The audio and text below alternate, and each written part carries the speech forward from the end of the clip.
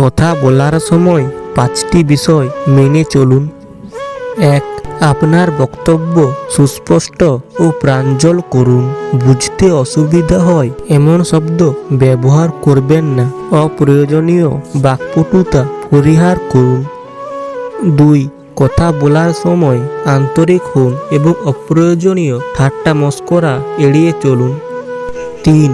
অন্যের সঙ্গে অপ্রয়োজনীয় তর্কে জড়িত হওয়া থেকে বিরত থাকুন। এতে আপনার সময় ও শক্তি দুটোই নষ্ট হবে। 4.